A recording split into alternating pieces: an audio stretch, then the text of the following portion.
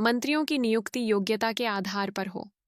अर्थ, राजा को अपने मंत्री और सलाहकार उनकी योग्यता, ईमानदारी और वफादारी के आधार पर नियुक्त करने चाहिए, न कि चापलूसी या रिश्तेदारी के आधार पर।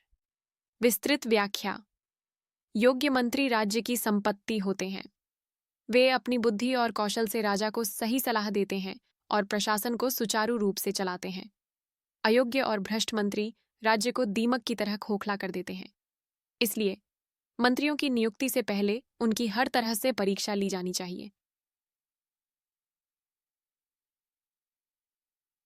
संधि और विग्रह की नीति को समझें।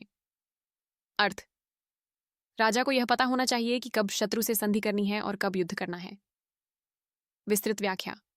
यह चाणक्य की विदेश नीति का एक प्रमुख अंग है।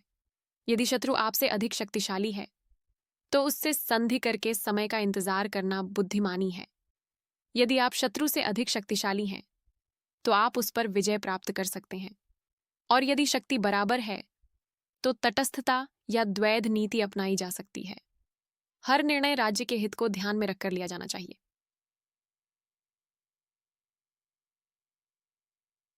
राजा को इंद्रियों पर नियंत्रण रखना चाहिए।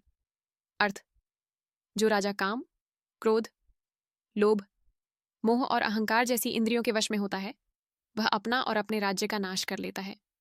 विस्तृत व्याख्या।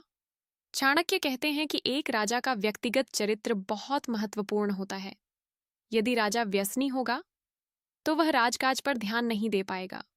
यदि वह क्रोधी होगा तो अन्यायपूर्ण निर्णय लेगा। यदि वह लोभी होगा तो प्रजा का शोषण करेगा। इसलिए एक सफल शासक बनने के लिए आत्मसंयम अत्यंत आवश्यक है।